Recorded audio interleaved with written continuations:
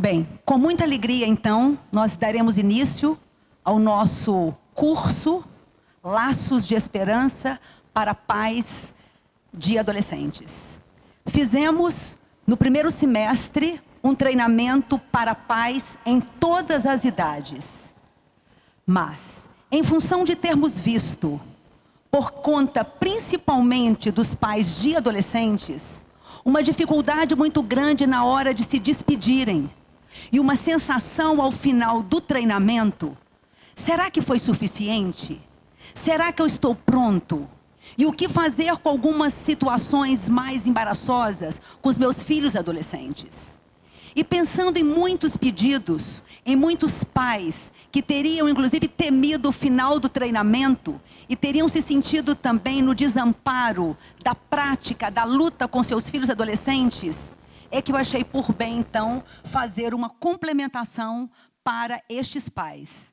Embora saibamos que muitos outros pais aqui não estiveram conosco no primeiro semestre, não importa. O que importa é que nós estaremos juntos agora por 3 segundas-feiras. Mas acalme os seus corações, porque vocês podem pensar assim: mas só 3? Será que 3 também serão suficientes para o tamanho realmente das minhas dúvidas, para o tamanho das minhas dificuldades? Confiemos no processo. Confiemos também em pequenos passos. Confiemos também que nós poderemos ter muitas e muitas outras oportunidades. Não só eu com vocês, vocês comigo, mas também vocês com vocês mesmos. Vocês entre vocês. Para que nós nos acalmemos. Para que nós também possamos usufruir daquilo que temos, na medida do que temos, e não na medida do que idealizamos ou na medida do que muitas vezes exigimos ter.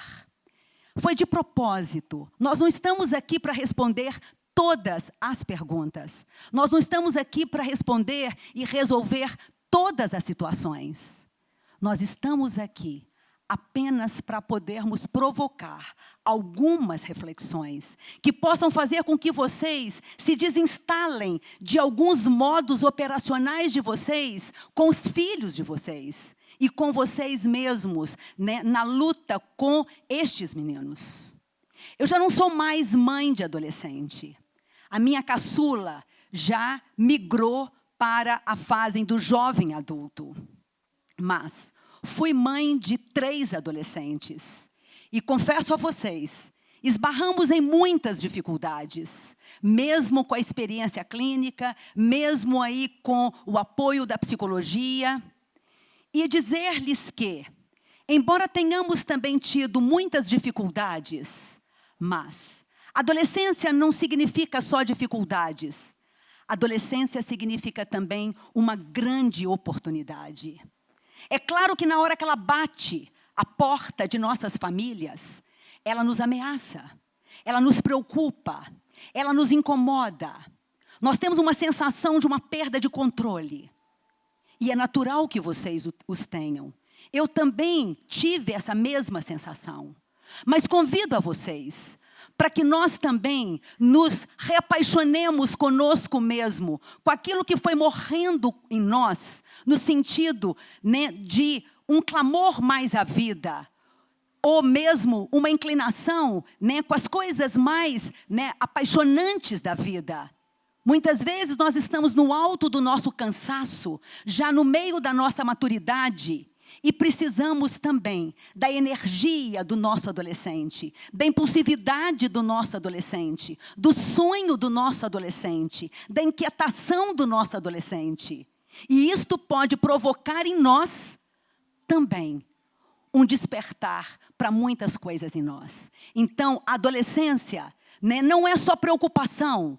Adolescência não é só uma falta, às vezes, de controle que bate em nós. Mas a adolescência é uma grande oportunidade para que nós nos encantemos novamente com muitas novas oportunidades e descobertas em nós, em nossa família e no nosso próprio meio. Eu vou convidar vocês para cantarem comigo a primeira música que nós reservamos para vocês.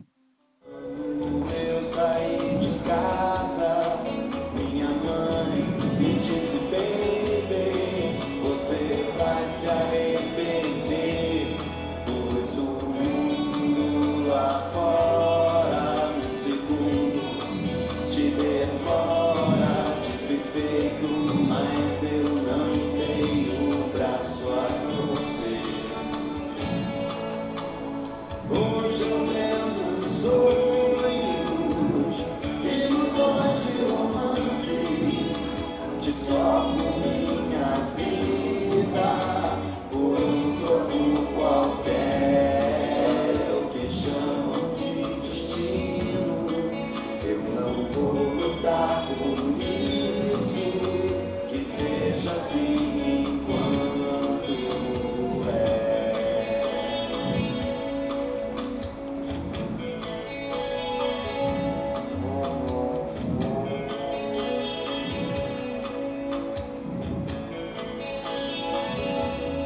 Quando eu era pequeno, eu achava a vida chata, como não devia ser. Os garotos da escola só a fim de jogar bola, e eu queria ir tocar guitarra na TV. Aí veio a adolescência e pintou a diferença. Foi difícil de entender a garota mais bonita. Bem, vamos fazer só um estudo aqui de realidade. Levantem as mãos os pais aqui de adolescentes que possam estar na fase inicial, que estejam entre 10 e 13 anos. Pais de adolescentes que estejam numa faixa mediana, de 13 a 16 anos. E pais de adolescentes que estejam numa fase de transição para a maturidade nos seus 16 para 19, 18, 19 anos. Ok, gente. Bem, antes que entremos na parte propriamente da adolescência, no sentido mais técnico, no sentido do que a ciência tem a nos contribuir, eu não poderia deixar de, principalmente estando aqui, numa parceria para Bom Jesus do Vale, né? É uma parceria que eu falo que, na realidade, é muito mais uma missão minha, né? Ou seja, me sinto tão agraciada com o que vem sendo a minha vida familiar, com todas as dificuldades que ainda nós as encontramos, mas sou muito grata a Deus por tudo que Ele tem me concedido na minha vida. Muito grata a Deus. Muito grata à minha família de origem, que me deu um quintal de infância, de adolescência, de formação, que para mim, né, na imperfeição, foi perfeito. Como também, né, que me deu também a oportunidade de ter a graça de ser mãe, junto com o meu companheiro, aonde, né, formamos o nosso núcleo, aonde as nossas filhas já estão aí voando, já para a maturidade delas. Tantas graças em minha vida, fora as graças, com tantas e tantas pessoas que se desnudam verdadeiramente nos bastidores da clínica, trazendo as suas questões, suas dificuldades com elas mesmas, do alto da sua maturidade, suas dificuldades relacionais, conjugais, familiares, nucleares extensivas, suas dificuldades também na criação dos filhos, em todas as idades. Cada encontro com cada uma dessas pessoas, com cada uma dessas fases de idade, com cada uma dessas famílias, com cada um desses casais, me agiganta e torna minha humanidade cada vez mais sábia. E com certeza, junto com o que a gente vem estudando, faz com que a gente então entenda como a vida, ela é completamente, plenamente perfeita. E sabemos que o autor de tudo isto é um só. Nós vamos começar com uma leitura bíblica. Acompanhe aí, por favor. Quando Jesus se perde no templo. Uma passagem em Lucas, no capítulo 2, do versículo 41 a 52. Ora, todos os anos iam seus pais a Jerusalém, à festa da Páscoa. E tendo ele já 12 anos, subiram a Jerusalém, segundo o costume do dia da festa. E regressando eles, terminados aqueles dias, ficou o menino Jesus em Jerusalém. E não o soube José, nem sua mãe. Pensando, porém, eles que viria de companhia pelo caminho, andaram caminho de um dia e procuraram-no entre os parentes e conhecidos. E como não o encontrassem, voltaram a Jerusalém em busca dele. E aconteceu que, passados 3 dias, o acharam no templo, assentado no meio dos doutores, ouvindo-os, interrogando-os. E todos os que o viam admiravam sua inteligência e respostas. E quando o viram, maravilharam-se. E disse-lhe então sua mãe: Filho, por que fizeste assim para conosco? Eis que teu pai e eu, ansiosos, te procurávamos. E ele lhes disse: Por que é que me procuráveis? Não sabeis que me convém tratar dos negócios de meu pai? E eles não compreenderam as palavras que lhes dizia. E desceu com eles, e foi para Nazaré. E era-lhe sujeito, e sua mãe guardava no seu coração todas estas coisas. E crescia Jesus em sabedoria, em estatura, em graça, para com Deus e para com os homens. Pensando na família mais sublime dentre todas as famílias. Essa família também passou pela experiência de perder um filho. De não saber onde esse filho poderia estar. De se preocupar com esse filho. De também pensar que este filho possa ter quebrado também o trato da obediência. Passaram-se 3 dias. Podemos imaginar como teria sido a sensação de Maria, a aflição de José, diante da percepção da perda de seu filho. Nós também, muitas e muitas vezes, passamos também pela sensação de perdermos o nosso filho. O nosso filho, muitas vezes, ele dorme criança e ele acorda adolescente. E muitas vezes, nós não reconhecemos mais o nosso filho. Primeiro, em função de um crescimento desordenado fisicamente. Não precisarei nem enumerar o que possam ser os caracteres de puberdade que começam a chegar a todo vapor em nossos meninos, em nossas crianças.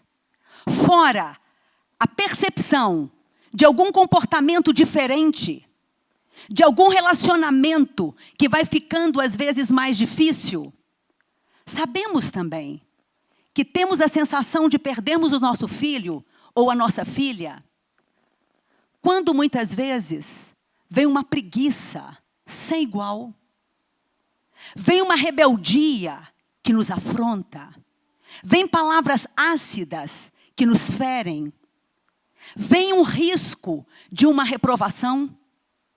Chega aquele menino completamente alterado de uma festa. Chega a princesa que saiu de um jeito e que voltou completamente diferente. Completamente com a maquiagem disforme. Bem como também aquele filho que até então parecia brincar com tanto entusiasmo e agora está tomado de um mau humor. De um mau humor que muitas vezes vai assumindo uma característica, às vezes até depressiva. Temos ouvido tantos meninos questionando o sentido de vida. Temos ouvido tantas meninas também fazendo processos de automutilação. E assim, nós temos a sensação que nós temos perdido os nossos filhos. E ficamos também pensando o quê? Aonde foi que nós erramos? O que aconteceu? Aonde eu deixei de fazer ou fiz alguma coisa que talvez tenha comprometido aquela dinâmica que eu tanto queria que se desenrolasse de uma forma mais tranquila. E dizer a vocês, como que é importante que neste momento, ainda que tenhamos a referência do nosso filho, da nossa filha, aqui, na memória do nosso coração, mas eu convido a vocês, não entremos neste curso focados no filho, na filha. Entremos neste curso focado num sistema. É muito importante que nós pensemos da seguinte forma. Eu gostaria que nós tivéssemos a ideia de um sistema em mente. Dentro desse sistema, não tem nem início, nem meio e nem fim. Tem um todo circular. É muito importante que nós pensemos no laço da esperança. E eu vou precisar de vocês com muito verde no coração. Com muito verde nas mentes de vocês. O verde, apenas como a simbologia, né, da esperança, que é um sentimento, e que na realidade é muito mais do que um sentimento. Deve ser um estilo de vida. É preciso que eles vejam em nós, seja lá qual a dificuldade que nós possamos estar vivendo, mas que eles percebam em nós o reflexo da face de Deus, ou que vejam em nós o reflexo da esperança. Imagine como Nossa Senhora teria feito o caminho de volta. 3 dias para poder realmente ir. E, no entanto, depois de um longo tempo que eles se dão conta. E como que eles o encontraram? E o tempo que eles tiveram, ou para ensaiar todo um discurso de retaliação, ou todo um discurso de educação. E vocês viram as perguntas chaves que ela fez a ele. E aquele menino que era o Todo-Poderoso, disse para ela, que estaria inclusive cuidando das coisas do Pai. E Maria não conseguiu entender, mas guardou tudo dentro do coração. Guardemos nós também tudo dentro do nosso coração. Não tenhamos pressa de termos todas as respostas. E vamos com esse espírito de sistema conjunto. Nós somos o resultado de 3 fatores. São 3 pontas que fazem o sistema funcionar. A primeira ponta se chama o indivíduo. A segunda ponta se chama os relacionamentos. E a terceira ponta se chama os contextos. E nós giramos dentro disto, e aí sim é que vai ter a decorrência de quem somos. Como poderíamos pensar também que somos, para além dessas 3 pontas, nós somos o resultado também do que nós pensamos, do que nós sentimos e as decisões que nós vamos tomando. Como também nós podemos pensar que nós somos sim uma predisposição da natureza, nós somos também o resultado do ambiente no qual nós fomos formados, mas nós somos também, as decisões que vamos tomando em nossas vidas.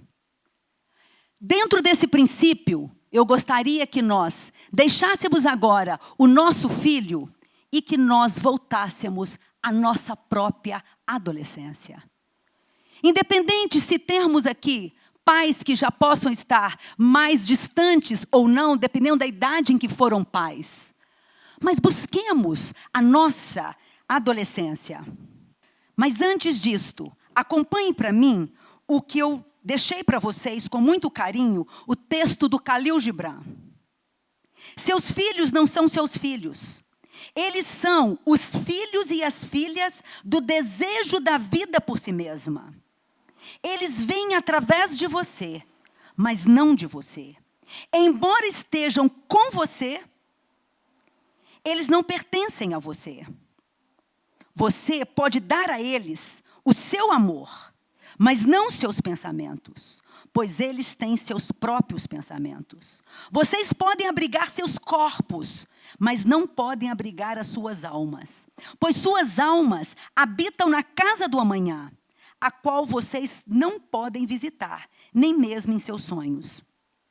Você pode se esforçar para ser como eles, mas não tente torná-los como você, pois a vida não anda para trás e não se demora com ontem. Lembremos agora da nossa própria adolescência. E o tempo deixou de ser 2019. E nós estaremos há muito tempo daqui. Provavelmente, há 10 anos atrás, há 15 anos atrás, há 20 anos atrás, ou a idade que só você sabe, que te difere da idade do seu filho. O tempo não é mais a primavera de 2019. É um outro tempo. Imagine você diante de um espelho. Fixe a sua imagem no espelho. Tente reconhecer a moça diante desse espelho. O rapaz diante daquele espelho. Tenha coragem de se perceber naquilo que provavelmente você mais gostava em você, que você menos gostava em você. E vamos seguindo juntos. Como que você se sentia na sua própria adolescência?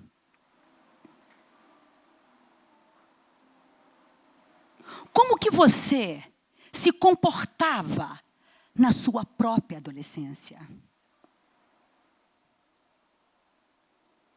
Como os adultos, nas pessoas de seus pais, ao seu redor, ou outras pessoas influentes também no seu processo de formação, como é que essas pessoas se comportavam em relação a você?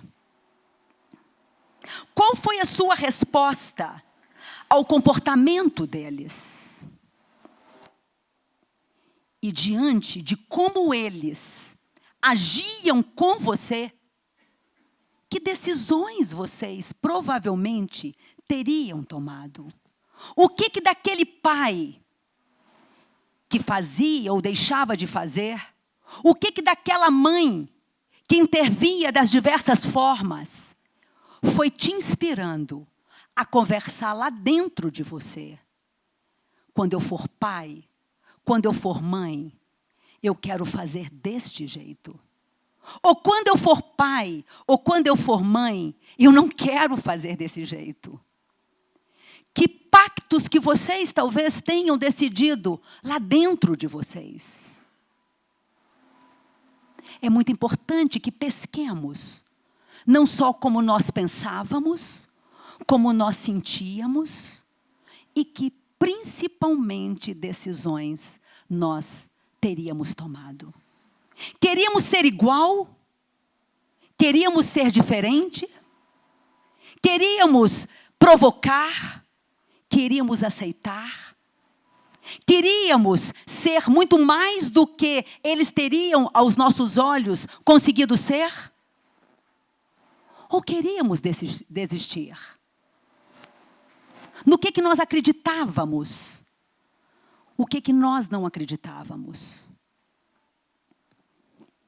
Seus problemas de adolescência, muitos provavelmente foram resolvidos. Muitos não foram resolvidos. E nem teriam que ter sido tão resolvidos. Mas muitos que não foram resolvidos possam estar aí, te atrapalhando como pai, te atrapalhando como mãe.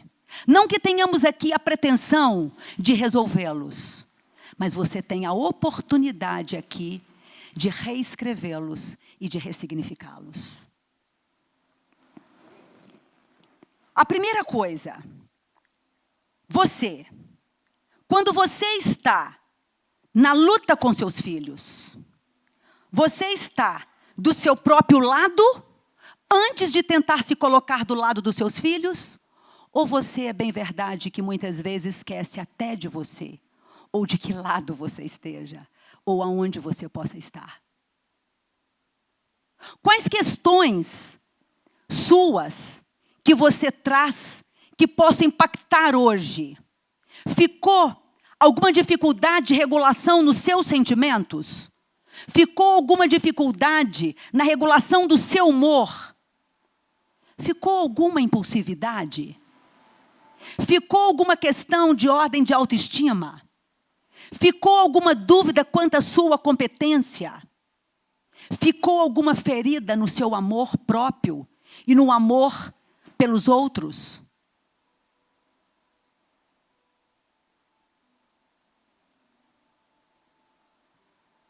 Pense, neste momento, você está do seu próprio lado? Você se coloca no seu próprio lado?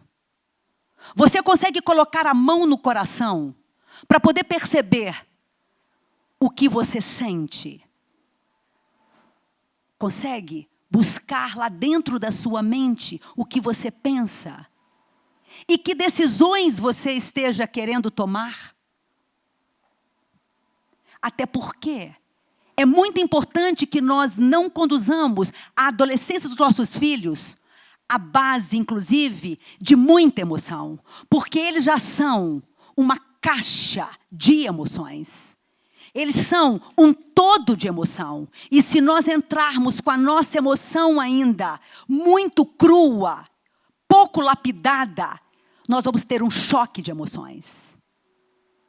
Não é que nós tenhamos que nos esvaziar de emoções, mas é importante que nós entendamos que educar, para além do amor, é um exercício de inteligência, do que queremos, aonde queremos chegar e do que temos feito para chegarmos. Imagine Nossa Senhora andando e como ela queria abordar. Se ela se deu a pausa positiva, se ela fez perguntas poderosas, são grandes ferramentas que depois nós iremos falar aqui, de como elas são importantes. E vocês viram, ela deixou que ele falasse. Quantas vezes nós falamos por eles? Quantas vezes, ao invés de nós buscarmos primeiro eles, nós vamos através de quantas outras formas e não deixamos que eles se expressem. E muitas vezes nós não escutamos a nós mesmos, nos nossos sentimentos, do que temos realmente a colocar. Então, estar do seu próprio lado, geralmente e muito, ajuda seus filhos. Estar do seu próprio lado significa que você considera as suas necessidades tão importantes quanto as necessidades dos seus próprios filhos. Quando os seus medos tornam a base de seus pensamentos e ações, então as ações tornam-se uma dança muito confusa que ignora o autorrespeito e o autocuidado. Hoje eu tenho visto, lamentavelmente, que a preocupação da educação está predominando sobre, a ação de educar. Nós estamos muito mais preocupados. E é como se tivesse virado quase que uma obsessão. Preste atenção no que eu vou dizer. Formar um filho, desenvolver habilidades de vida num filho, parece que está sendo visto como se fôssemos desenvolver um produto para o mercado. Nós não estamos desenvolvendo um produto para o mercado. Nós estamos desenvolvendo o nosso filho. E não temos que submetê-lo a controles para ver se esse produto vai vender mais. Nós temos que submetê-lo a cuidado para ver se ele está realmente feliz. E nós não temos que pensar que temos o domínio sobre aquele produto. Porque ele não nos pertence, como eu li em Khalil Gibran. Desapeguemos desse controle. Ele não é um produto, ele é um ser humano. E você não tem que pensar que hoje, esse menino que está na sua casa, essa menina que está diante de você, já não é ou não será a pessoa do futuro. Tem muito fluxo para poder correr.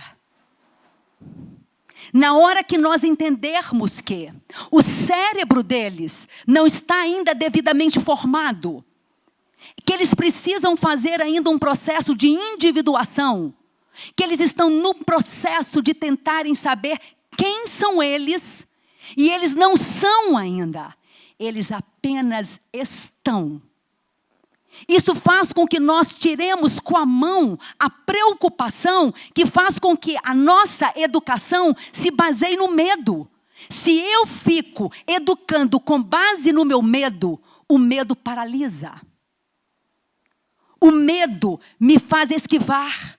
O medo faz com que eu talvez dê a uma outra pessoa, que pode ser a escola, e entro num nível de exigência muito grande, né? Ou outras dimensões que eduque o meu filho.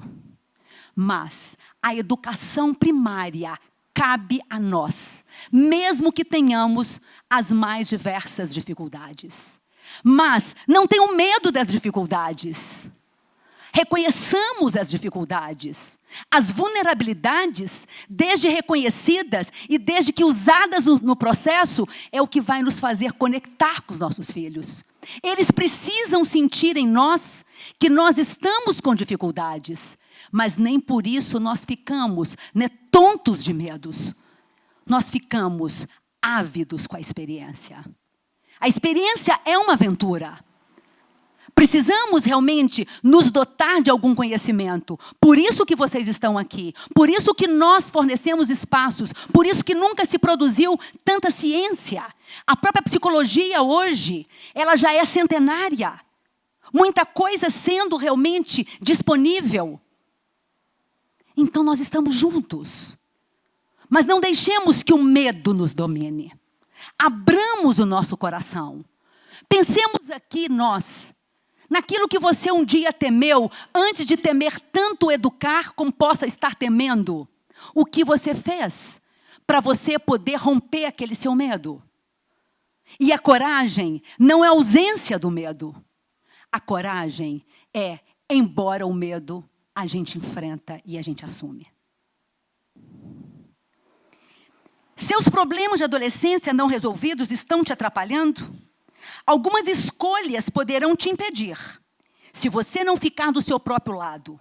Portanto, tentar consertar tudo que dá errado não é por aí. Preocupar-se demais com o que as pessoas vão pensar também não é por aí. Tentar proteger seus filhos de toda dor também não é por aí. Ter medo da raiva do adolescente e deixar de intervir com medo de que ele dê um show, também não é por aí. Acreditar que você é egoísta às vezes, por você se dar a vez, não significa que você seja um pai relapso, mas significa que você é um pai que, para poder ensinar a ele se dar a vez, é preciso que nós também possamos nos dar a própria vez. Paremos aqui agora. E vamos tentar agora fazer um exercício mais rápido. Do adolescente que vai vestir uma camisa do adolescente ideal e o adolescente real. O que seria, eu gostaria da participação de vocês, um adolescente que vocês gostariam de ter em casa? É o adolescente ideal. Quem arrisca? O que seria um adolescente ideal? Responsável. Responsável. Muito responsável. Participativo. Participativo, organizado. Sociável. Carinhoso. cumprir os horários, proativo, educado, bem-humorado, aciado, muito aciado, que fosse com vocês à casa dos avós sem reclamar,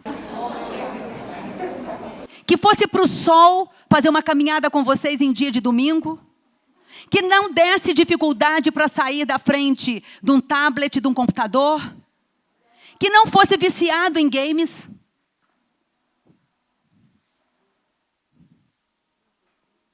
que não fosse crítico. E aí nós colocamos aí, o adolescente ideal adora conversar com os pais, tem um estilo de vida muito saudável, tem excelentes resultados em todos os âmbitos da vida, economiza, se coloca voluntário para poder ajudar, cumpre todos os acordos, respeita a todos. Quem gostaria de ter esse adolescente em casa, levante a mão. Eu pergunto a vocês, quem é que tem esse adolescente em casa? Levante a mão.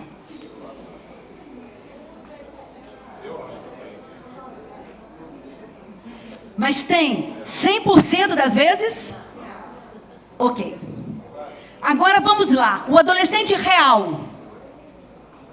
O adolescente de vocês, que tenhamos a coragem aqui agora de dizer característica desse adolescente real. Vamos começar? Desorganizado, preguiçoso, respondão, mal-humorado, preguiçoso, não quer entrar para o banho, mas na hora que entra esquece de sair do banho, não escova os dentes, mas acaba com seu perfume,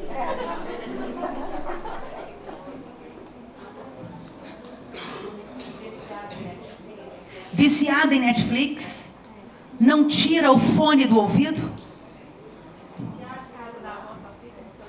na casa da avó só fica no celular, não te olha nos olhos, pouco empático.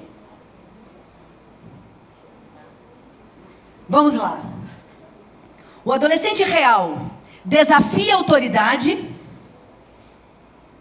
que saco, egocêntrico, bebe álcool e quer experimentar tudo mais, usa fones de ouvido e quer ficar desconectado da vida real e completamente conectado na vida virtual, valoriza um estilo de vida independente, doido para sair de casa, joga muito videogame, quarto muito bagunçado. Vamos lá, daqui a pouquinho eu falo um pouquinho com vocês mais sobre isso. O que todos os adolescentes estão tentando descobrir é quem eu sou? E será que sou bom o suficiente? Pensando o seguinte, imagine que vocês tivessem nas mãos de vocês uma folha branca, feito esta que nós estamos projetando aí. Uma folha branca. Que nós traçássemos uma linha, uma primeira linha inferior é aonde nós colocamos como as coisas podem ser com seu filho adolescente. E a linha superior é como as coisas deveriam ser com seu filho adolescente. E existe uma distância entre como a vida é e como eu gostaria que a vida fosse. O meu adolescente real e o meu adolescente ideal. Quanto maior o espaço entre o que é e o que eu gostaria que fosse, maior o meu nível de estresse. O estresse vai sendo pensado, então, como esse espaço entre como eu gostaria que fosse e como tem podido ser. Se eu estou traçando 2 linhas, eu já estou deixando claro para vocês que o estresse, então, ele é muito mais da forma como eu penso do que como resultado de como a situação realmente é. Como eu penso que deveria ser e como eu penso que seja. Ou seja, tá, o estresse é fruto do pensar equivocado. Quanto mais eu fico presa, eu fico preso a como deveria ser, mais o meu nível de estresse cresce aqui dentro. E eu pergunto a vocês, quando vocês estão sob o estresse, não só com o filho adolescente de vocês, com a filha adolescente de vocês, em qualquer relacionamento de vocês, em qualquer dimensão da vida de vocês, sob o estresse, o que você tende a fazer? A gente pode gritar, bater o pé, se isolar, se entristecer, reclamar, revoltar. Mas qual é o seu padrão de estresse? Adoecer, comprar, beber, sair, drogar, fumar. O que nós fazemos sob o nível de estresse?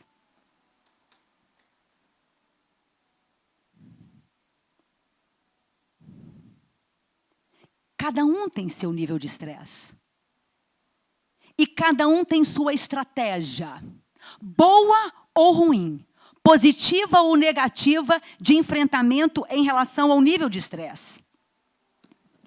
E aí, em relação agora ao estresse com seu filho, quando o seu filho não faz a lição, não guarda o material, finge que vai dormir, não vai, quando você volta, ele está lá de novo, né, no celular. E quantas são as coisas que você já tentou? Imaginam que você tenha tentado controlar, gritar, superproteger, ceder, tirar e devolver, ou uma série de outras estratégias. E eu pergunto a vocês, estas coisas que vocês têm adotado, quando no nível de estresse, elas têm adiantado? Elas têm provocado algum efeito de mudança naquilo que vocês desejam? Se não está adiantando, o que fazer então? Nós não vamos conseguir mudar se nós não tivermos outras coisas para nós oferecermos a estas que nós temos feito. Põe de castigo, tira, né? Pune, cede, deixa, não deixa. Liga para tal pessoa para saber o que ela vai fazer, como se os meninos fossem produtos iguais, em que nós poderíamos comparar exatamente o nível de merecimento ou não. Está adiantando? Vamos tentar abrir um pouco mais a nossa consciência. Para que nós consigamos, né, uma dimensão mais satisfatória, não perfeita, é muito importante que nós entendamos algumas características da adolescência. Características da individuação. Eles estão querendo saber quem são eles, qual que é o lugar deles no mundo. E o mundo, nós sabemos, é um poleiro lotado. É um poleiro lotado. E eles estão na disputa de espaço. E vamos entender. Os adolescentes têm a necessidade de descobrir quem são. Muitas vezes, aquilo que parece rebeldia, eu vou dizer a vocês, é o comportamento de saúde emocional deles. Muitos adultos que nos procuram numa vida mais avançada, do alto dos seus 30 e poucos anos, 40 e poucos anos, às vezes vão fazer um comportamento de rebeldia atrasadamente. E como isso é complicado. Portanto, dizer a vocês, claro que existe o nível de rebeldia que às vezes precisa de alguns cuidados especiais.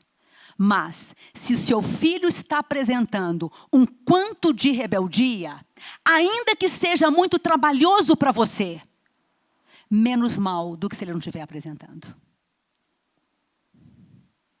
Neste sentido, aquilo que parece que é rebeldia é a condição dele de poder responder para ele e para o mundo quem ele é. Mais ou menos assim, quando nós nos engravidamos, muitas mulheres enjoam. E o enjoo, principalmente para aquelas que às vezes estão vivendo uma gravidez de risco, já teriam perdido até uma gravidez anterior, é como se fosse quase que a comprovação de que a nova vida está se formando aqui dentro. Aquele enjoo, por mais desconfortável que seja, é vivido com muita alegria, porque significa que aquele bebê está se formando saudavelmente dentro daquele útero. A rebeldia, em termos que nós saibamos, inclusive, lidar com ela, significa que eles também estão se confrontando, eles estão se conferindo, eles estão também se pensando, eles estão também se questionando. E, para que nós não deixemos que a rebeldia, que é um grito de individuação, entre no nível de desordem maior, aceitemos a rebeldia. Obviamente, depois vamos ver a melhor forma de delimitá-la.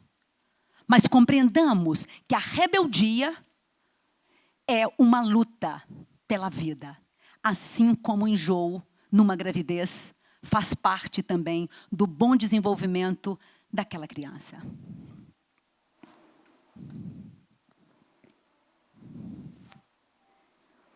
Os relacionamentos com seus pares tornam-se mais importantes do que os relacionamentos com seus familiares. Se eu como mãe, se eu como pai, tenho um problema de autoestima, aquilo para mim vai ser assim um desamor. Confiemos. Confiemos que nós já temos um saldo de amor introjetado, que ainda que pareça que nos esnobe, mas isso faz parte. Você, quando se viu no espelho lá, também deve ter se lembrado de quem naquela idade era importante para você, a quem você queria agradar. Tomemos conta da nossa autoestima.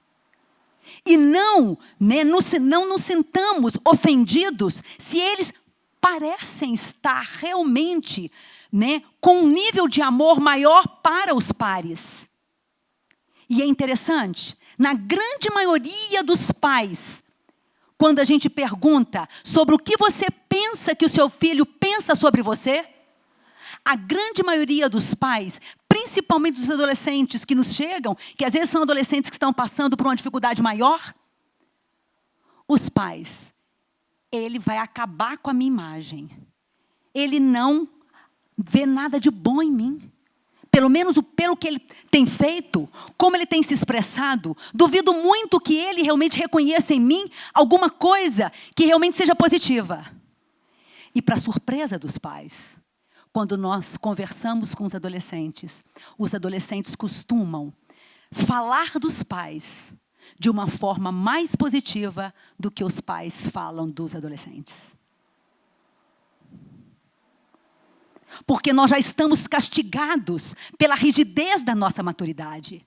Nós já estamos feridos pelo alto da nossa escala de vida. Mesmo que eles estejam vivendo todo esse processo, às vezes confuso, para se ordenar, eles conseguem ainda ter uma percepção mais focada no positivo. Nós é que perdemos esse foco no positivo.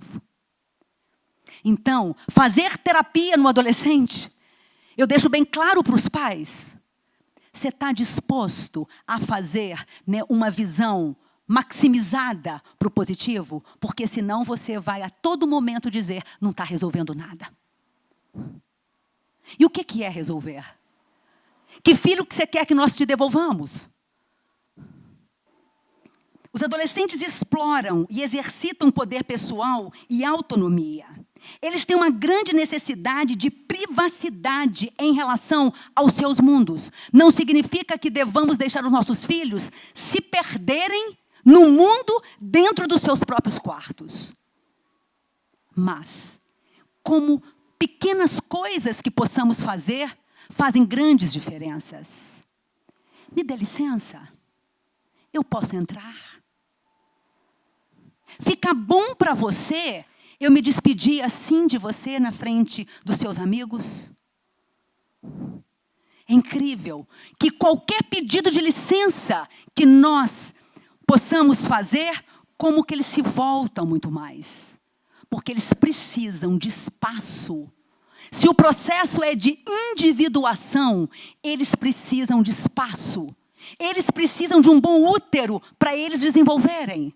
Então, pedir licença, perguntar sobre o que eles pensam, bem como querer deixar que eles mesmos contem, é como se eles estivessem se sentindo reconhecidos. Não significa que nós já tenhamos que dar chaves. Não significa que nós não possamos, né? Vai ter um momento de nós falarmos sobre isto, sobre termos ou não as senhas, né? Entre outras coisas. Mas o mundo é deles, do ponto de vista do físico. Nós podemos sugerir a eles levarem uma blusa. Mas não vamos comprar a batalha, que é desnecessária. Porque ele só vai lembrar do moletom depois que ele realmente passar um frio. Escolhamos as batalhas. Não vamos mais queimar estoque emocional com coisas que, em tese, que ainda que não estejam bem desenvolvidas, mas não são as mais importantes. Meninos gozando de tanta saúde e mãe brigando ainda pelo que ele comeu ou deixou de comer. Vai chegar uma hora que ele mesmo, entendeu? Vai entender o que é melhor, o que é pior.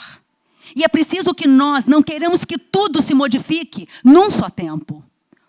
E que nós definamos, neste momento, o que é mais importante. Os pais se tornam um constrangimento para os adolescentes. Não é porque você não é uma boa pessoa. Mas é muito importante que nós tenhamos um pouco de senso de adequação. Eu vou pedir aos pais um senso de adequação. Às vezes nós queremos ser amigos demais dos amigos deles. Eles não querem que nós sejamos muito amigos dos amigos deles. Eles querem que nós os recebamos. Eles não querem saber mais de nós do que nós mesmos conseguimos saber. Eles não querem que nós saibamos tudo da vida. Eles querem nos ensinar também um pouquinho da vida. Eles não querem que nós tenhamos as máximas para eles. Eles querem que nós sejamos mais investigativos. Eles não querem que nós apresentemos a eles como mestres da vida. Mas eles querem que nós nos apresentemos também como aprendizes um pouco mais evoluídos da vida. Mas que nós nos coloquemos também nessa escala de desenvolvimento. Os adolescentes se consideram onipotentes e acham que sabem tudo. Não desmonte isto. Você está pensando que você sabe tudo? Não desmonte. Ele precisa ainda achar que nós achamos que eles até estão muito mais preparados. Porque são poucos pontos de apoio que eles têm. Se nós batemos de frente naquilo que eles estão precisando para se salvaguardar da onda do mundo, eles não têm aonde se segurar. E aí, nós vamos então para os estilos de pais. Que pais então que eles precisam? Rapidamente eu vou passar para vocês sobre os estilos de pais, para depois vocês decidirem, ainda aqui hoje, que estilo de pais que vocês estão sendo e que mudança que vocês querem fazer no estilo de pais para esse filho de vocês.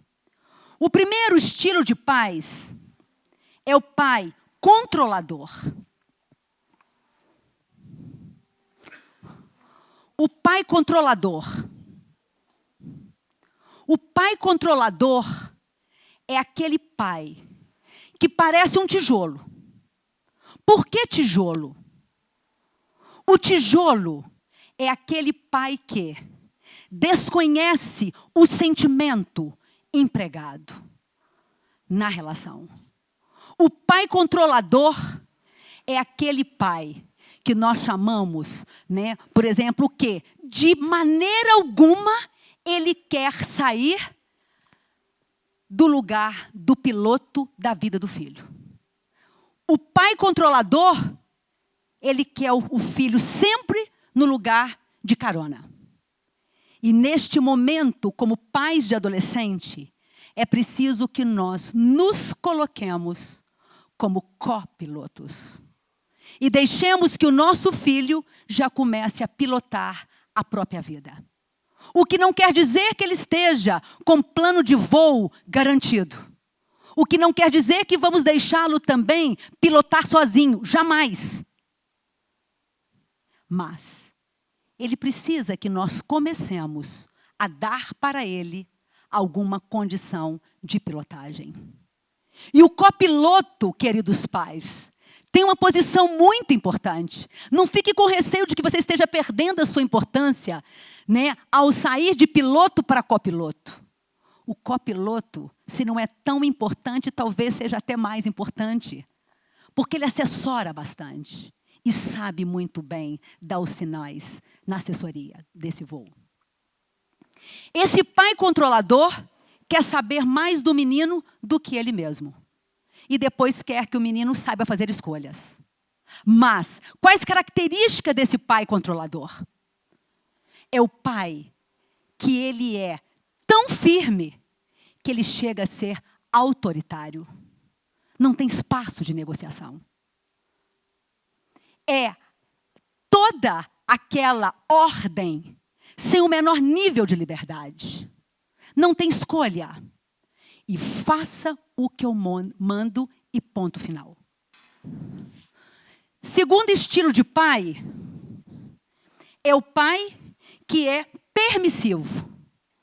É o pai superprotetor. É o pai, né, completamente salvador. É o pai que não quer que o filho tenha a menor dor. Ele está sempre pulando na frente para tirar o filho de qualquer dificuldade.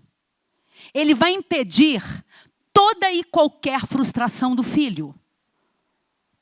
E esse pai se torna um capacho nas mãos desse filho. E esse pai faz todas, ou pensa que faz, todas as vontades deste menino. Esse pai, se nós vimos que no controlador é a ordem sem liberdade, nenhum tipo de escolha, e faça o que eu mando, aqui nós temos, tá? A liberdade sem a menor ordem. E as escolhas são ilimitadas. E este daqui vai ser aquele que vai ficar com a fantasia de que é o rei do mundo. Nós temos também o pai negligente. O pai negligente, que é aquele que desiste de ser pai. Entrega para a escola, para a igreja, para alguém da família, para a rua, para a vida, para o além, para o amanhã educar. Desiste. Joga a toalha. Literalmente joga a toalha. E deixando os meninos desamparados. Então não tem processo, porque não tem relação. Tem abandono com a dor do meu coração. Meninos que são esquecidos em festas. Meninos cujos pais não têm a menor noção de onde eles estão, com quem eles estão, fazendo o quê. Mas, para além do que teria sido o pai tijolo, controlador, o pai permissivo, capacho, o pai negligente, abandono, nós temos o pai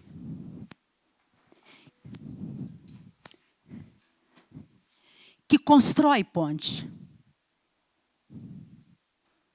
O pai que constrói ponte. Pai que constrói ponte, que significa que liberdade com ordem. Nós vimos, né, a ordem sem liberdade. Depois nós vimos, né, a total falta de ordem.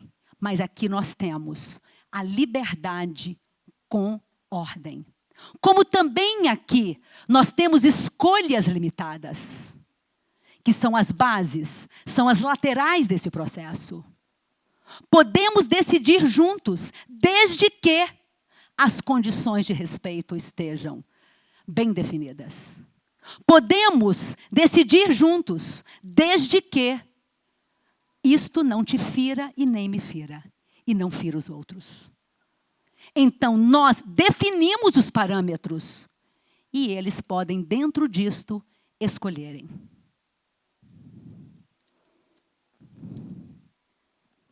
E aí, seguindo, nós vamos ter também pais reativos contra pais ativos. Olha a diferença de um pai quando faz a educação baseada em reação e um pai que faz uma educação baseada num plano de ação consciente. O primeiro pai fala assim: não fale comigo dessa maneira, mocinha. Apontando o dedo. Não fale comigo dessa maneira, mocinha. Quando, na realidade, o outro vai dizer: eu me pergunto, você desse jeito, o que eu fiz para te perturbar tanto? O pai reativo: vá para o seu quarto e não saia até aprender a me respeitar. Já o outro vai dizer: puxa, você me parece estar realmente com raiva.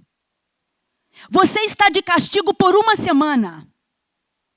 Eu preciso dar um tempo e pensar como que nós vamos tratar isto de uma forma realmente bem estratégica e respeitosa. Como você ousa falar comigo desta maneira depois de tudo que eu fiz para você? O outro pai já fala: preciso de um abraço. Paremos aqui. Por favor, venha me dar um abraço quando você estiver pronto. Bem, você acabou de perder todos os seus privilégios. E o outro vai dizer, não vai dizer nada. Ele vai colocar a mão no coração e vai apoiar de forma enérgica. Vai ter um olhar amoroso, mas ele vai pensar assim: agora eu não dou conta de poder decidir o que vai ser melhor.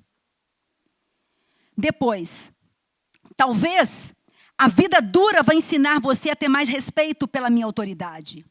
O outro pai vai dizer assim: enfim, o silêncio. Não dá para ficar desse jeito. E, por fim, você sabe, não, aliás, o último pai reativo: você será respeitoso nem que eu tenha que te bater. E esse outro pai vai dizer: eu te amo muito. E eu acho que nós não merecemos esse tipo de relacionamento. Gostaria que vocês se colocassem no lugar desse adolescente, ouvindo uma modalidade e ouvindo outra modalidade. Muitas vezes, os filhos nos deixam com a cabeça realmente, muito quente. Vou dizer a vocês, nesta hora, o nosso cérebro, ele regride. Quando nós estamos com raiva, nós nos perdemos. Nós perdemos o senso da razão. E, Maria guardou tudo dentro do coração dela. Guardemos dentro do coração. Troquemos uma ideia com uma outra pessoa sensata. Recorramos a alguma leitura. Liguemos para alguém que possa ter um conhecimento maior. Imagine como teria sido, a conversa que Maria e José foram se preparando para ter com ele depois. E o menino voltou. E ele voltou e se incumbiu. Disse que iria cuidar das coisas do pai. Quantas vezes nós também escutamos nosso filho falar: quem você pensa que é meu pai? Você não manda em mim. Nós já tivemos uma lá em casa que falou: eu vou crescer, vou ter a minha casa e você não vai entrar dentro dela. E essa filha hoje nos convida para que nós possamos estar com ela. Tudo passa. Ela está dizendo para você, ela disse para mim, não. Ela diz para ela mesma. Ela diz para o mundo. A questão é como nós vamos ouvindo isto. Como nós vamos interpretando isto. Que critério nós vamos adotando.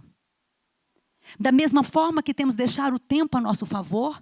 Não um tempo passivo, mas um tempo investigativo. Para que depois nós voltemos. Vocês vão aprender aqui também como fazer uma boa reunião de família. Como estabelecer acordos. Como fazer uma pausa positiva. Seguindo à frente. Em qual deles vocês se viram mais? Ou é bem provável que tenha se visto, às vezes, dependendo do momento, num ou outro. Esse é o tipo de pai ponte.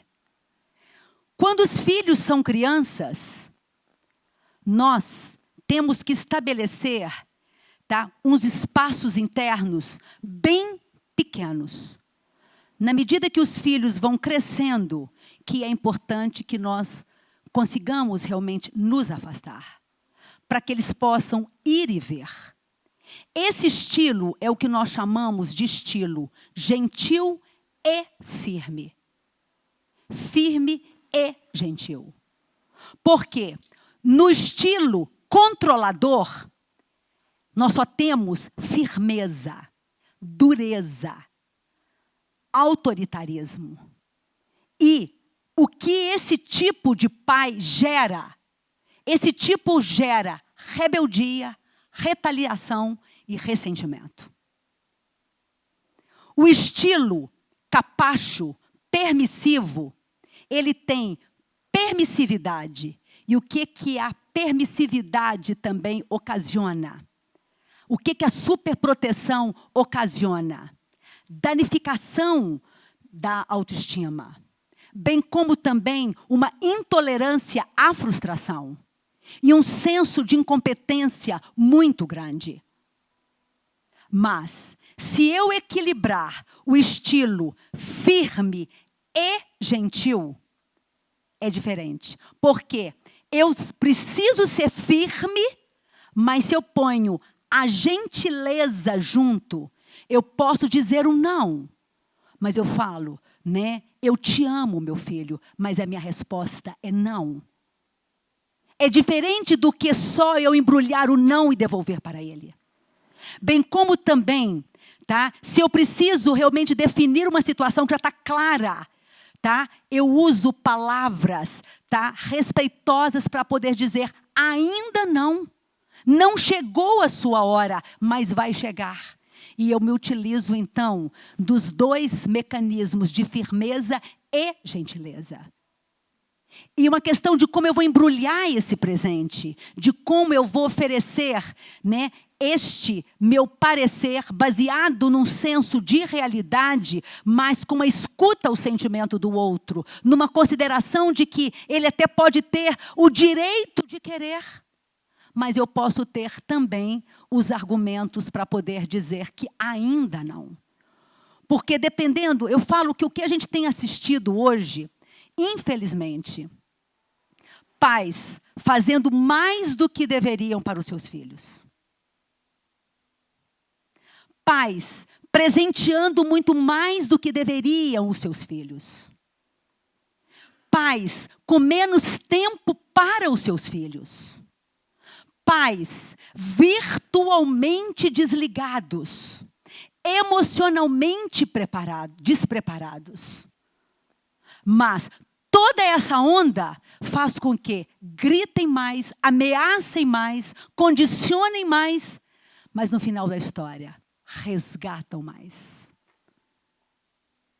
E vão só resgatando, consertando, resgatando.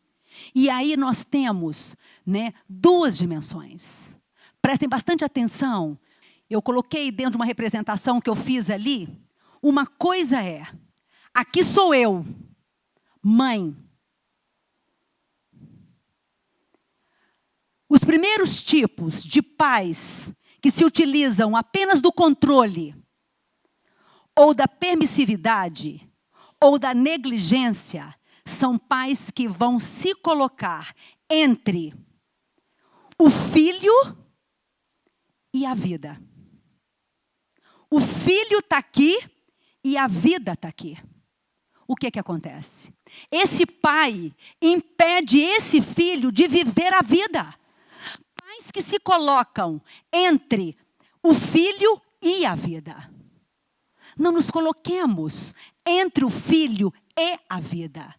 Nos coloquemos do lado do filho. O filho, eu estou aqui como mãe sempre. O filho e a vida. E não o filho, o pai e a vida. Por quê? Porque a vida é um rio, é um fluxo que tem suas margens. Eu não posso nem ficar do lado de cá rigidamente e nem do lado de cá virando um caos. Eu preciso ficar no caminho do meio. Porque é no caminho do meio aonde a vida me convida a aprender o que nós chamamos das verdadeiras habilidades de vida. E o que mais incomoda os meninos são os pais impedindo que eles vivam. Eles precisam ter a experiência legítima de vida. Não dá para que nós nos coloquemos. A vida é para ser vivida. E eles precisam entrar dentro do rio. Eles precisam assumir também a direção de suas vidas. Eles estão nos pedindo isto. Agora, como nós iremos fazer? Para mudar o seu estilo, pode ser difícil. Mas, você está realmente disposto? Primeiro você tem que entender que esta é uma boa ideia. Eu preciso já ter convencido a vocês que é preciso que nós saiamos do nosso modo operacional. Não dá mais para que nós, o mundo vem passando por muitas e muitas mudanças. Foi-se o tempo em que nós tínhamos modelos muito hierárquicos. Foi-se o tempo. Hoje os modelos estão sendo todos eles muito sistêmicos, como eu apresentei. Não tem mais quem manda em quem. Numa hierarquia completamente rígida. O que não quer dizer que não possamos ter postos. O que não quer dizer que não possamos ter também cadeiras que vamos conquistando com a nossa linha de experiência de vida. Mas, por que nós antes aceitávamos muito mais? Porque era assim como a vida era. A mulher era submissa ao homem. O empregado era submisso ao patrão. E as coisas eram assim, nós questionávamos muito menos, porque era a forma como as coisas eram. Hoje, tantos processos, tantos direitos universais humanos, que vêm trazendo uma nova consciência. Então o menino já nasce, já dentro de um novo mundo, que é organizado de uma outra forma. O que não quer dizer que queiramos, aqui, abdicar-se completamente de alguns parâmetros. Mas é muito importante que entendamos que devemos, inclusive, hierarquizar. Mas devemos hierarquizar com muita atenção ao respeito na relação. A dignidade do ser humano. Pensemos o seguinte. Tá? Eu tenho aqui uma moeda de R$1. Ou eu posso ter aqui 4 moedas de 25 centavos. Eu pergunto a vocês, é a mesma coisa? Do ponto de vista de valor, é a mesma coisa. R$1 e 4 moedas de 25 centavos. Para aquilo que custa R$1, tanto aqui quanto aqui consegue comprar. Mas igualdade não significa, que nós vamos nos abdicar das nossas experiências de vida e de alguns poderes decisórios nossos. É claro, o nosso filho ainda é essa moedinha que vai precisando se juntar a outra até que consiga chegar a um ponto. Nós já somos essa moeda aqui. Nós já reunimos elementos que nos dá a condição de nós, de uma só vez, já estarmos realmente com nível de preparo, né, melhor. Mas, né, a igualdade é a gente reconhecer a diferença, mas em níveis diferentes. Reconhecer a diferença, mas em níveis de respeito. E nós vamos pensar o seguinte: ou nós iremos, né, trabalhar com os adolescentes, ou no modelo da doença.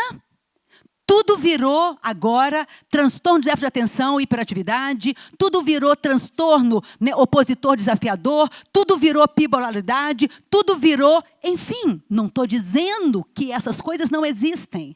Estou na clínica e sei que elas existem. Mas isso é parte do processo. Isso não é o menino. Isso é parte dele. Que nós não esqueçamos de vê-lo num todo.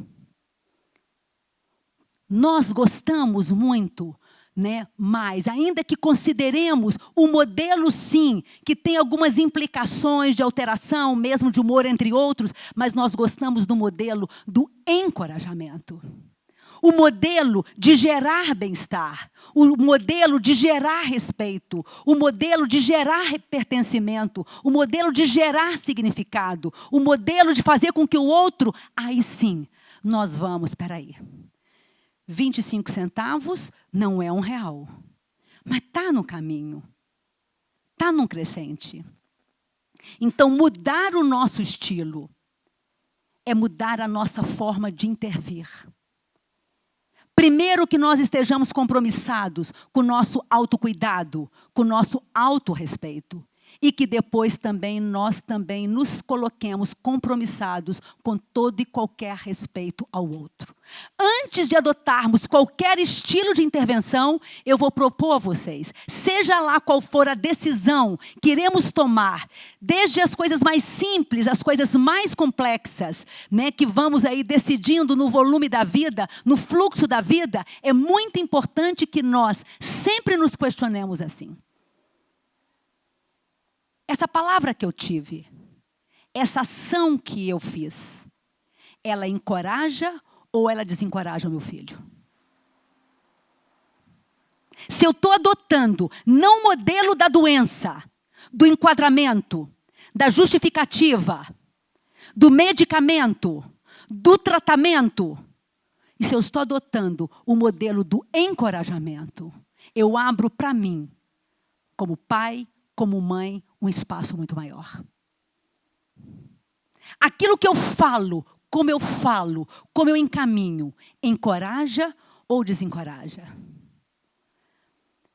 Jesus teve ali uma resposta que deixou Maria completamente encabulada. Quem via assim, né, vim tratar das coisas do meu pai, se colocando como gente muito grande.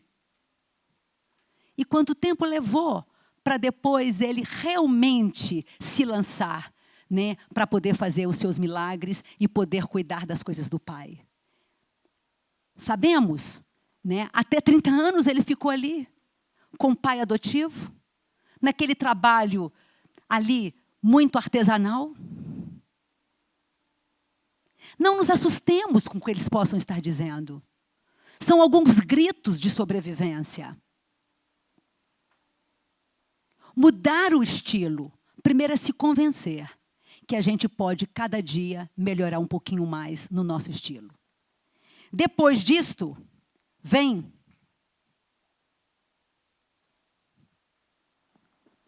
aprender as habilidades parentais eficazes para substituir os padrões antigos. E o terceiro passo é reconhecer que abrir mão do controle pode ser assustador, mas necessário. Dá uma sensação, os pais que são muito controladores, suspender o controle, parece que eles estão deixando a vida levar o filho. Parece que eles estão entregando o filho.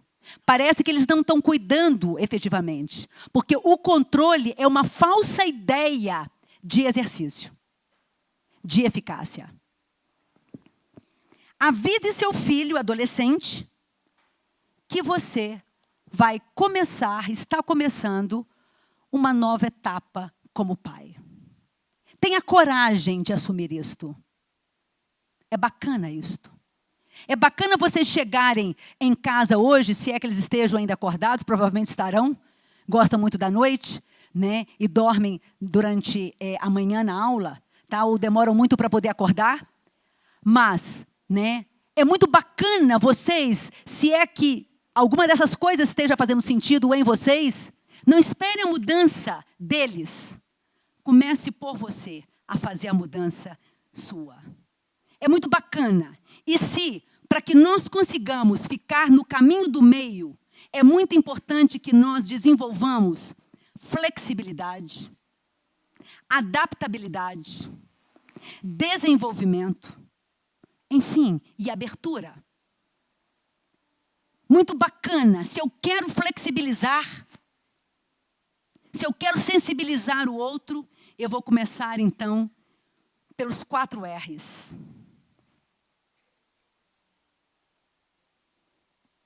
Os 4 R's que vão preparar a mudança. Quais são os 4 R's da mudança? Primeiro é o R do reconhecimento. O segundo R é da responsabilidade. O terceiro R é da reparação. E o quarto R é da resolução. Como que isso é feito? Se eu chegar em casa com a coragem da mudança, eu vou dizer, filho, a gente não anda muito bem, né? Principalmente em relação a algumas situações. Ao seu quarto, às suas notas, às suas amizades, ou bem como também a agenda do seu final de semana. Eu estive pensando, eu fiquei por muito tempo chamando sua atenção, falando disso com você, focado. Me lembro, né, uma vez uma filha minha me falou assim, mamãe, o que é mais importante para você? É meu quarto ou eu? Porque parece que na hora que você chega, você só enxerga as coisas que estão fora do lugar. E você esquece de me enxergar. E de fato, muitas vezes a gente enxerga muito mais as coisas que ficaram fora do lugar, que não foram postas dentro da pia, do que olhar para os olhos deles e perguntar, como é que foi seu dia? Como é que está você? Como é que está a vida aí dentro? Até para depois a gente ter uma maior condição de perguntar, vem cá, peraí, aquele prato ali, ele tem perna? Aquele tênis ali, peraí, será que ele está no melhor lugar? Quem não gosta de ser primeiro aliado? Me tocou muito. Me tocou muito. Então, reconhecer significa filho, filha. Em relação a uma situação, eu não sei qual que é a sua situação. Se é que existe alguma situação nesses últimos tempos que você queira se dedicar um pouco mais. Acredito que sim, todos nós temos. Eu gostaria, independente do que você fez, falou, eu gostaria de reconhecer que eu não andei muito paciente nesses últimos tempos. 2. Eu quero te dizer que eu não andei muito paciente nos últimos tempos. Reconheço. Eu reconheço que, de fato, eu olhei mais a bagunça do seu quarto do que a você. E é da minha responsabilidade tomar conta disto. Você é muito mais importante do que as notas que você tem tido. Do que as coisas que estão fora do lugar. Do que aquela vez em que você realmente não teve a melhor palavra, é da minha responsabilidade. Não te responder pela forma que você me responde. 3. E eu queria me reparar-me. Você me desculpe por eu ter me alterado, mesmo que você tivesse se alterado comigo? Você me desculpe Mesmo que, de uma certa forma, né, você tenha uma parte significativa em relação às questões escolares, mas você me desculpe da forma como eu atuei. De eu não ter nem conversado direito com você e já ter procurado, inclusive, né, por exemplo, tá, ver uma forma de solucionar o seu problema deste ano no colégio. Quando, na realidade, eu estou preocupada em resolver o problema imediato ou prepará-lo para a vida. E quarto, como nós poderemos resolver tal coisa? Você me ajuda e eu te ajudo para que nós... Gente, eu posso dizer a vocês, na hora que um pai chega com esses 4 R's, é um outro menino. É uma outra história começando. É a esperança voltando. É a primavera, com certeza, fazendo valer no lar de vocês. Agora eu quero entrar num assunto bem importante, para a gente começar a se preparar para finalizar a nossa noite de hoje. Acompanhe aí. Nós vamos falar agora dos objetivos equivocados do comportamento. Nós temos aí o nosso grande teórico, que é o Rudolf Dreikurs, juntamente com Adolf Adler. Eles são os pais da psicologia moderna. Pensar que esses 2 grandes homens, eles falaram de coisas, eles estudaram o ser humano, lá no início do século passado, nas primeiras décadas do século passado, e com uma capacidade de visão impressionante para o que eram os costumes da época. Porque lá, Adolf Adler e o Dreikurs, que vem depois dele, já falavam da importância de igualdade, respeito, solidariedade, disciplina, entre outras habilidades de vida que precisavam ser desenvolvidas sob condições respeitosas, igualitárias, disciplinares. E o Dreikurs, ele fala muito sobre o comportamento negativo do ser humano. E a gente, às vezes, se incomoda muito com o comportamento negativo. É aquele comportamento, né, do menino que te perturba o tempo inteiro. Aquele comportamento daquele que parece que te vinga o tempo inteiro. Ou daquele que parece que te maltrata o tempo inteiro. Ou parece que aquele que parece que não tem, né, fim, está sempre insatisfeito, reclamando. Mas não são só os meninos que têm comportamentos negativos. As crianças, os adolescentes, os jovens adultos, os adultos e até as pessoas mais velhas, entendeu? Têm comportamentos negativos. Aqui, obviamente, nós vamos pensar nos comportamentos negativos dos adolescentes. Mas todos nós temos comportamentos negativos. Como que nós vamos entender os comportamentos negativos? Num primeiro momento, a gente quer eliminar o comportamento negativo. Da mesma forma que quando vem uma febre, você quer eliminar a febre.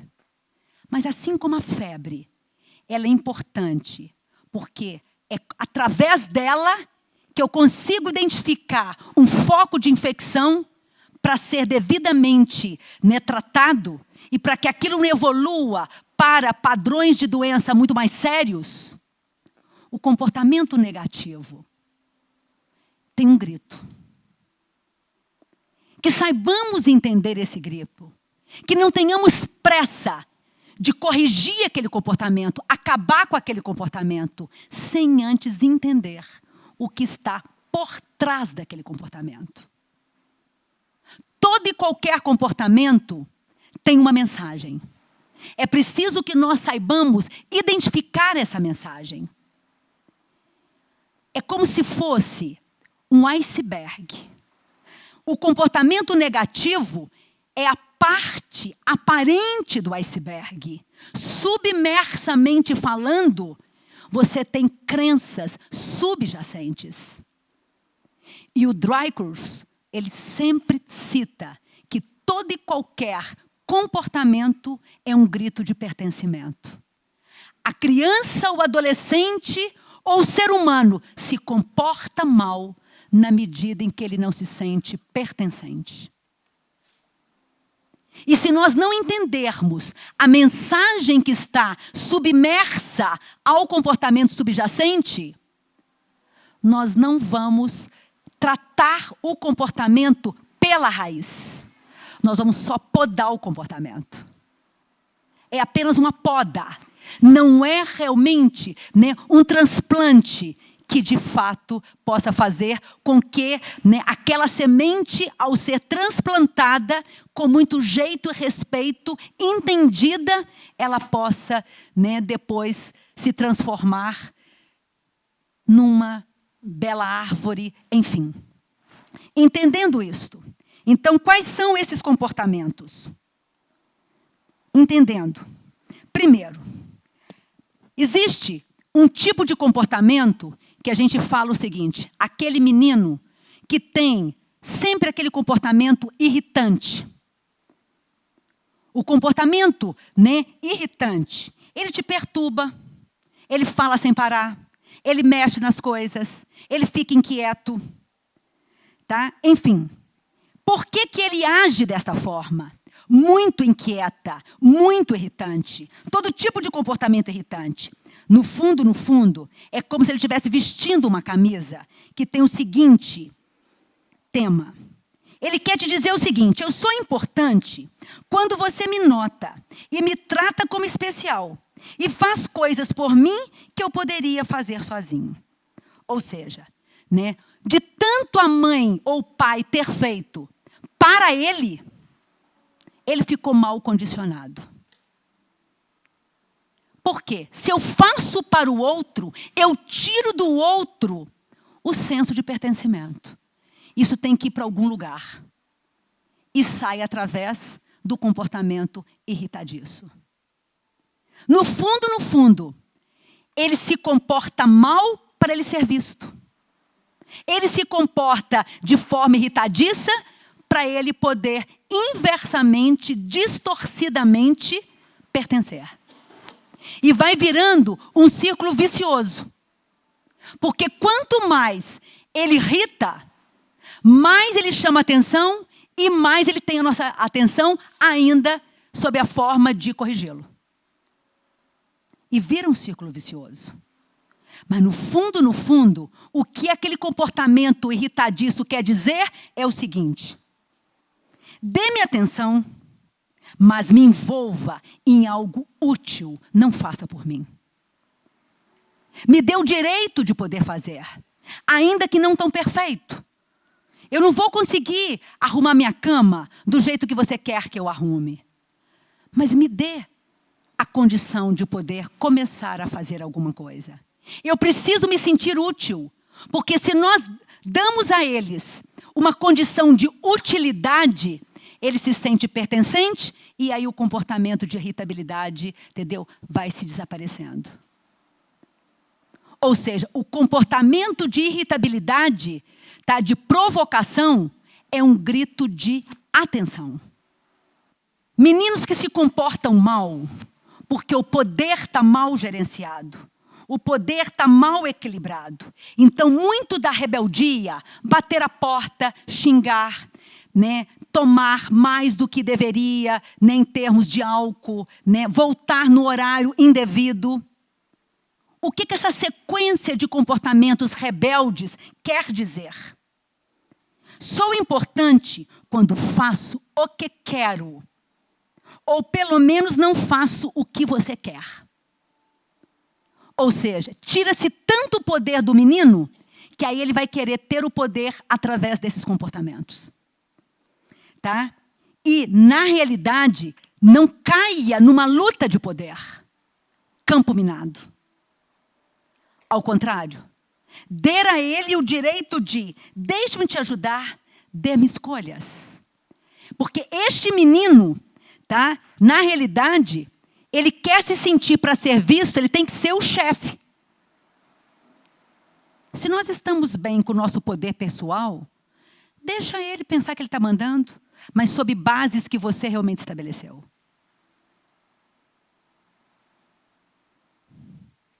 O primeiro tipo, se ele se sentir útil, ele não vai precisar do comportamento de provocação, de irritação. O segundo tipo, se ele está sendo muito castrado, ele vai provocar muito, ele vai quebrar muito o poder. Se você o envolver, ele vai ser mais reconhecido no poder pessoal dele e não vai precisar se rebelar tanto. Terceiro tipo, o tipo da vingança. São aqueles comportamentos ofensivos, muito comportamento ofensivo, muito comportamento de falar coisas pesadas. Porque no fundo, ali tem um menino que se sente muito ressentido. Porque os sentimentos deles não foram considerados. Muitas vezes, eles não querem aquilo que nós pensamos que eles estejam querendo. Mas eles querem, pelo menos, que nós reconheçamos os sentimentos deles. Nós não somos obrigados a deixar. Sei que você gostaria muito de ir. No seu direito de ter vontade. No seu direito de querer. Na hora que eu faço o reconhecimento, uma validação do sentimento, eu diminuo a necessidade da ofensa. E aí, como que isso vai acontecer? Eu me sinto magoado quando você me trata como se eu fosse insignificante. Eu acredito que a minha única escolha é machucar você de volta. A menina ou o menino ficam tão machucados porque muitas vezes eles estão sendo atropelados nos desejos, nos sonhos. Eles têm o direito de sonhar. Eles têm o direito de pedir a lua. Eles têm o direito de quererem. Validemos isto, o que não quer dizer conceder. Na sequência da desvalorização de sentimentos, sonhos deles, eles vão ficando muito ofendidos. Principalmente se vão sendo muito rotulados e eles devolvem de volta. E aí, muito do comportamento ofensivo é uma forma de querer nos dizer: estou sofrendo, valide mais os meus sentimentos, por favor. E nós temos ainda um outro tipo que veste a camiseta da inadequação assumida. É aquele que já está um desistente da vida, que já não se acha mais capaz de conseguir qualquer coisa. E aí ele fala o seguinte, tá? Eu sinto vontade de desistir, porque não sei o que fazer. Eu não me sinto nem um pouco importante aqui nessa casa. Eu não me sinto nem um pouco capaz de fazer qualquer coisa que se preze. Quando, na realidade, essa camiseta que ele está vestindo, através desse comportamento de largar, ele está querendo dizer, me ajude a encontrar uma maneira de eu começar a fazer alguma coisa, pelo menos. E ele está querendo pedir, não desista de mim. Ele está querendo pedir, mostre-me um pequeno passo. Ele não pode ser deixado. Ele precisa de alguém que o assessore em pequenos passos. Até aqui, o primeiro tipo é o tipo da atenção indevida, que apresenta o comportamento de irritar, de provocar, porque ele quer ser visto de uma forma mais útil. Estamos fazendo muita coisa e tirando dele ele poder fazer para ele se sentir útil. Segundo tipo, luta de poder. Não entremos nesse jogo perigosíssimo. Garantamos o nosso poder. Deleguemos a eles algum poder. Dentro de escolhas que nós estabeleçamos. Deixa ele pensar que ele está decidindo. Ele está precisando muito mais disso do que você. Não concorra com ele, mas dê escolhas para ele. Terceiro tipo, tá? É o tipo do comportamento ofensivo, que está querendo te vingar de volta. Valide os sentimentos dele. Quarto tipo, inadequação assumida, já está um desistente. Dê pequenos passos, não grandes passos. Muitas vezes, nós queremos o comportamento pronto. Nós queremos a mudança Nós queremos que eles já estivessem com tudo arrumado e já animados, responsáveis.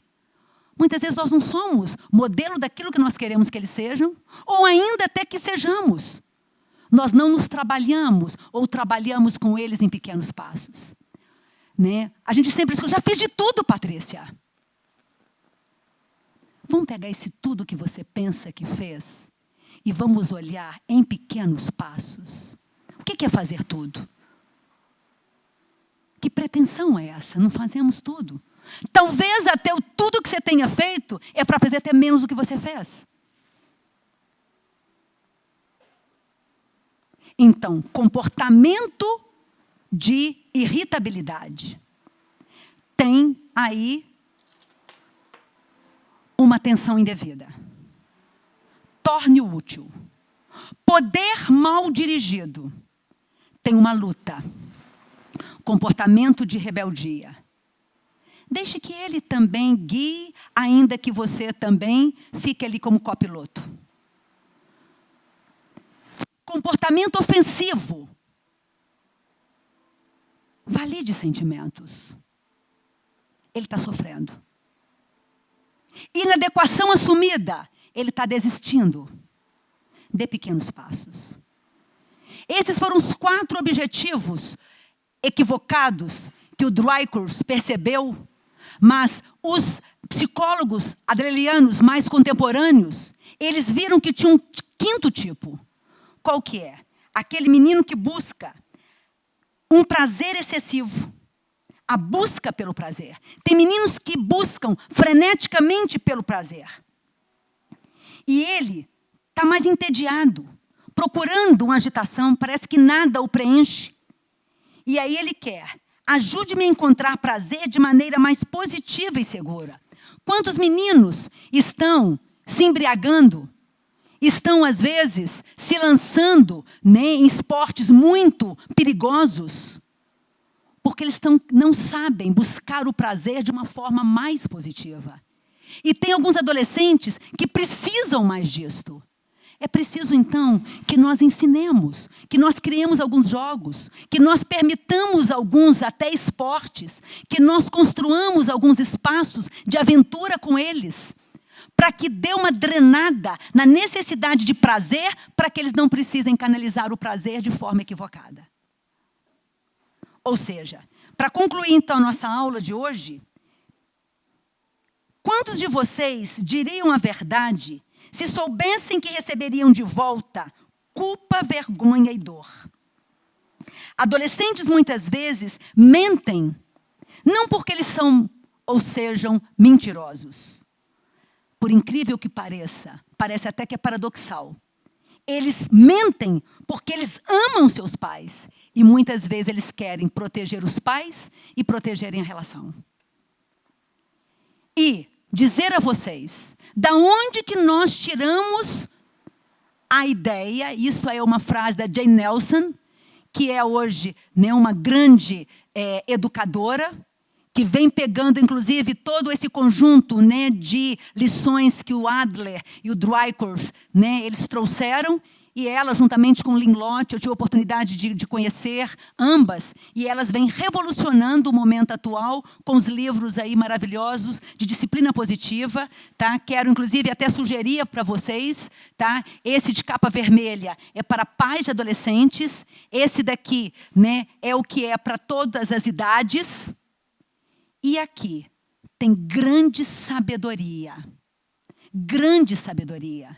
Pegaram todo esse conhecimento desses psicólogos e transformaram em ferramentas muito aplicáveis no mundo atual.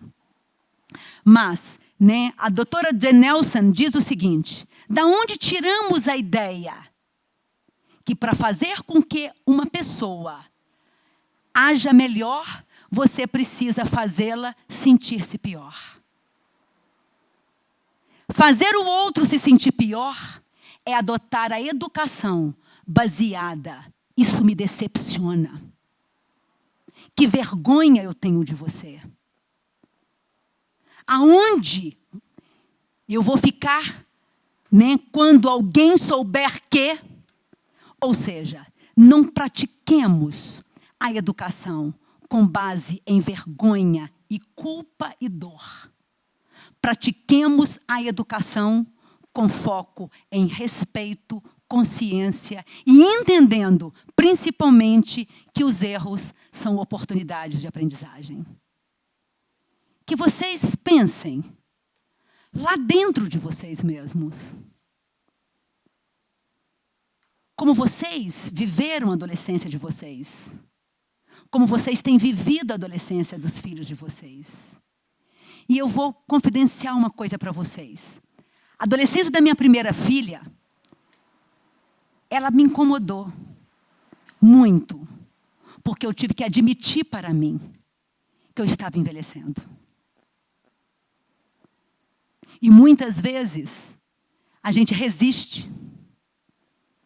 E muitas vezes, a gente quer impor. Mas quando a gente perde o medo de envelhecer e deixar que eles cresçam, é quando a gente rejuvenesce. É quando traz de volta. Me pegava em épocas também em que até minha capacidade de amar parecia meio preguiçosa. E quando eu vi a energia delas para se aprontarem, para saírem, para desbravarem o mundo, parecia que eu queria conter. Mas, na realidade, eu que devia estar contida. E como foi bom eu poder reencontrar-me na minha capacidade de amar e na minha capacidade de aventurar-me junto à vida que nos convida a cada dia para corrermos riscos. Não tem como amar sem correr risco. Não tem como educar com fórmulas, com certezas, com garantias, com devolução. Mas tem como educar com esperança. Com laços de esperança. Vistamos a camisa da esperança. Eles precisam entender que todos nós estamos no caminho da aprendizagem. Se nós nos colocarmos no caminho da aprendizagem, nós vamos também seduzi-los para que venham conosco para o caminho da aprendizagem. Embora saibamos que na escala da aprendizagem, obviamente nós estamos mais avançados. Mas, último conselho da noite, não queremos ser muito sábios. Eles não gostam que sejamos muito professorais, que sejamos muito moralistas, que tenhamos a última palavra. Eles querem que juntos possamos ter a palavra de ordem que eu quero dizer para esta noite de hoje. Hoje foi difícil. Se houver amanhã, então se pode mudar. Se houver amanhã, então se pode mudar. O adolescente que está na sua casa hoje não é o prenúncio do homem do amanhã, da mulher da manhã. É um pequeno esboço. E nós teremos muito espaço ainda de modelagem. Saibamos mexer com eles. Saibamos mexer conosco. Saibamos mexer, com a terra do nosso lar. E pode dizer o filho, olha, não sei exatamente do que nós precisamos, mas nós precisamos de algo melhor do que nós conseguimos fazer até aqui. E não tenhamos pressa. Você não tem só aquele momento. Porque o comportamento difícil vai voltar muitas vezes a acontecer ainda. Você pode não conseguir entendê-lo. Porque uma outra forma de entender eu vou ensinar na próxima aula. É vocês colocarem a mão no coração também. O que nós sentimos nos dá uma grande dica do que possa estar sendo o comportamento deles. Vou dizer para vocês, por exemplo, indignação. Se eu estou sentindo uma indignação, uma raiva, é bem provável que o comportamento está com uma tendência a um problema de luta de poder. Se eu estou me sentindo, traído, traída, entendeu? É bem provável que o comportamento tenha um quê de vingança. Se eu estou me sentindo exausta, é bem provável que o comportamento tenha um quê de atenção indevida. Se eu estou me sentindo um desespero, é bem importante que o comportamento tenha um quê de inadequação assumida. E se eu estou me sentindo assim, em pânico, é bem provável que o comportamento tenha um quê de busca frenética de prazer. Consulte o seu sentimento. Você está mais para um sentimento de tristeza, raiva, indignação, desespero, pânico? Isso já dá realmente aí, né, vamos dizer, uma ordem de que tipo de comportamento. E aí o seguinte, se é o primeiro, atenção indevida, dê alguma coisa para o seu filho se sentir mais útil. Se é uma luta de poder, deixe que ele pareça, né, decidir algumas coisas dentro da sua casa. Se é vingança, chegue perto dele. Compreenda o que você está sentindo. Escute. Balance a cabeça. Se coloque olho no olho. Tá? Se é também uma inadequação assumida em um comportamento existente, ofereça pequenos passos. E se é uma busca frenética de prazer, invente uma aventura bem legal para vocês. Até semana que vem, às 19h30, com muito carinho, espero por todos vocês. Muito obrigada, gente.